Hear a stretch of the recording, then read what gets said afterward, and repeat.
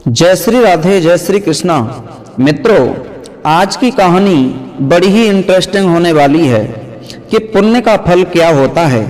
आइए जानते हैं। उससे पहले आप यदि हमारे इस चैनल पर पहली बार आए हैं, नए मेहमान और दर्शक बनकर के, तो हमारे इस चैनल को सब्सक्राइब करें, लाइक, शेयर और कमेंट करना न भूलें। कमेंट में एक प्यारी सी राधे कृष्णा कमेंट अवश्य करें। मित्रों, एक बार की बात है, एक किसी नगर में, एक किसी गांव में एक बहुत दुखी परिवार रहा करता था, यानी जो निर्धन परिवार रहता था। एक महाजन थे, उनके घर में एक पत्नी थी, लेकिन वो महाजन दान पुण्य करने में बहुत आगे थे, लेकिन उनको गरीबी ने घेर रखा था। परमात्मा को बहुत याद करते थे, दान पुण्य करते थे, असहायों की सहायता किया करते थे, लेकिन उन्हें सुख नहीं मिल पा रहा था। उनको गरीबी ने घेर लिया था, दरिद्रता घेरे थी। वो बड़े ही गरीब थे। शाम का खाना यदि खा लेते थे तो उन्हें रात भर सुबह के खाने की चिंता लगी रहती थी। सुबह कैसे खाना खा पाएंगे, बच्चों को कैसे खिला पाएंगे। आइए जानते हैं। एक बार उनकी पत्नी जी उन महाजन से बोली हैं, हे प्रभु, हे पतिदेव, आप एक काम कीजिए।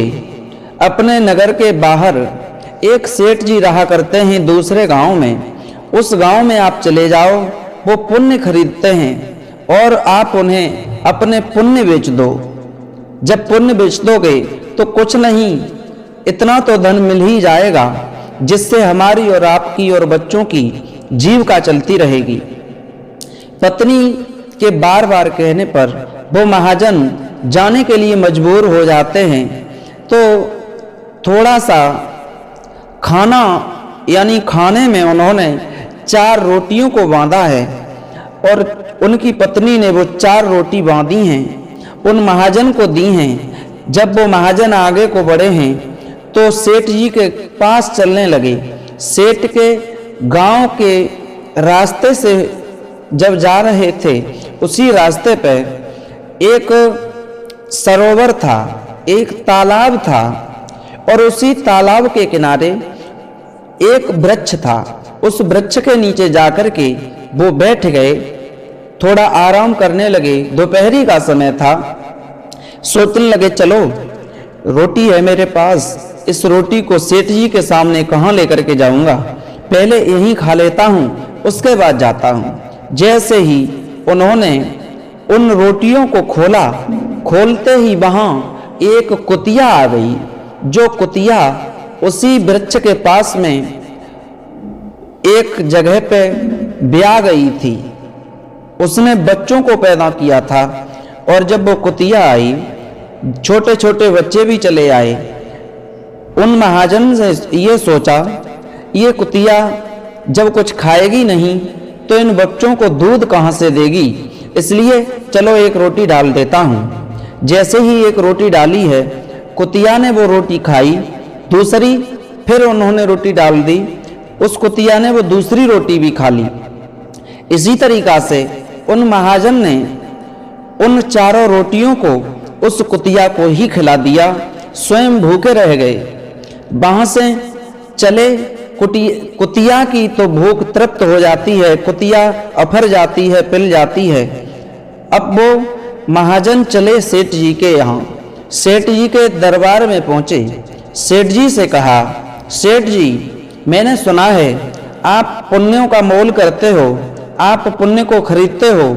आज मैं आपके पास अपने पुण्यों को बेचने आया हूँ। सेठ जी ने जवाब दिया, हाँ, हम पुण्य के खरीदार हैं, हम पुण्य खरीद देते हैं, पुण्य के बदले में हम उनको पैसे दे देते हैं, लेकिन आप रुक जाओ थोड़ी देर, मैं अभी आता हूँ। अपनी पत्नी के पास में पहुँचे।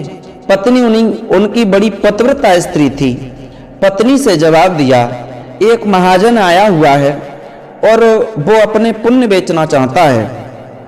हे देवी, ये बताओ उसका मैं कौन सा पुण्य लूँ, उसका कौन सा पुण्य खरीदूं जिससे हमें कुछ फायदा हो।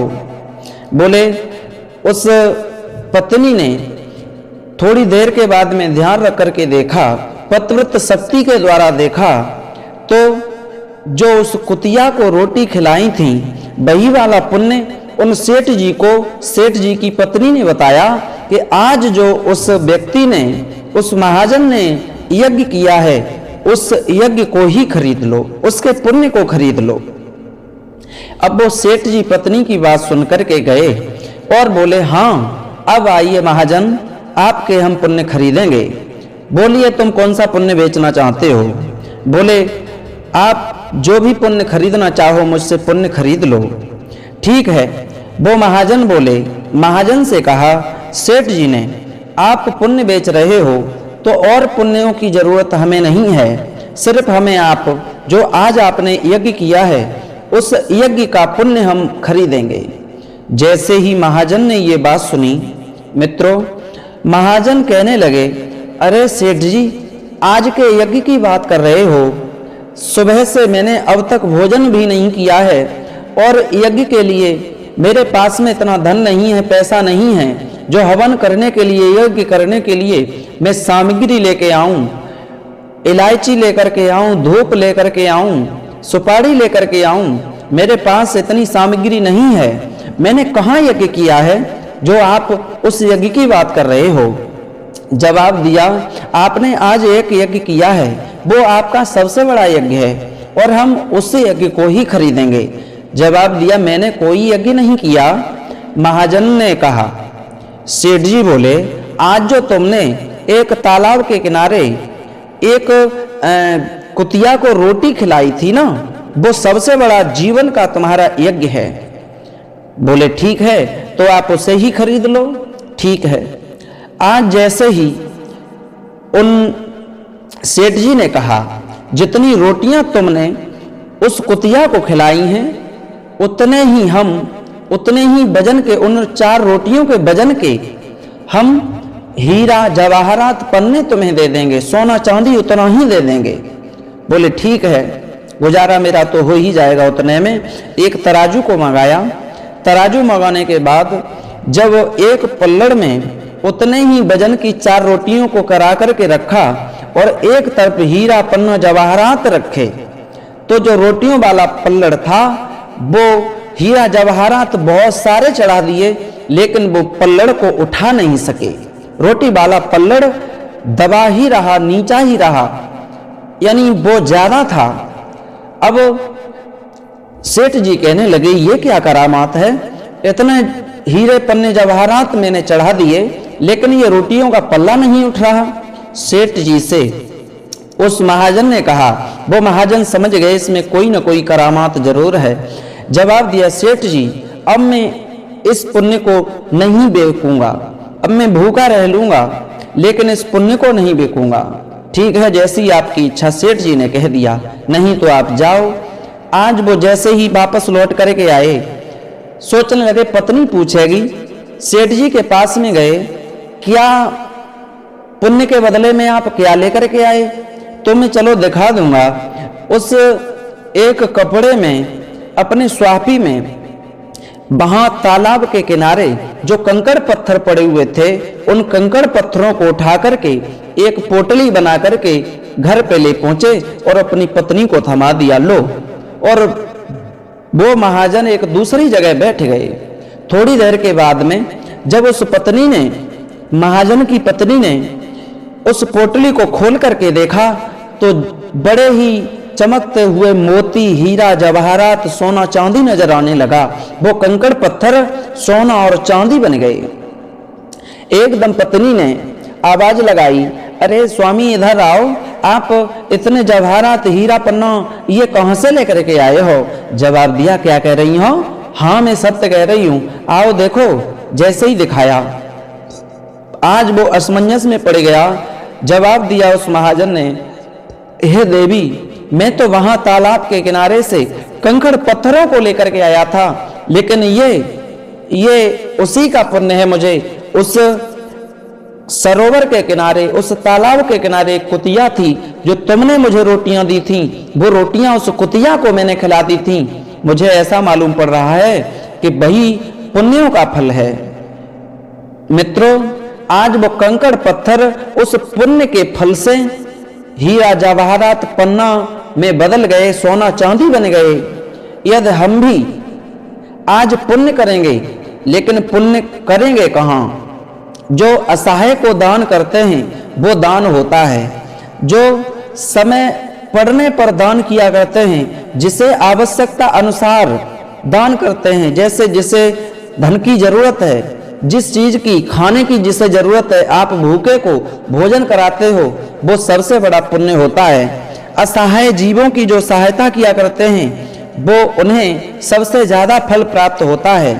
मित्रों, इस प्रसंग से हमें यही शिक्षा मिलती है कि दान पुण्य हमको भी करना चाहिए।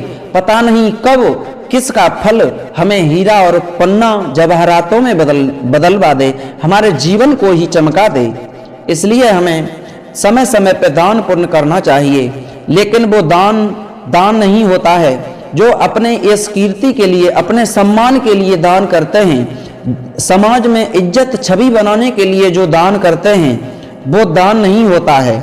दान तो सिर्फ वो है, असहाय को दान करो, अपरिचित व्यक्ति के लिए दान करो, भूखे को भोजन दो, सर्दी के मौसम में निर्वस्त्र को वस्त्र दो, जिससे आपका कोई रिश्ता न हो, उसे दान करो, वो सबसे बड़ा दान होता है। मित्रों, आपको यह वीडियो कैसी लगी? आपको यदि अच्छी लगी हो तो इस वीडियो को ज्यादा से ज्यादा शेयर करें, लाइक शेयर कमेंट करना न भूलें।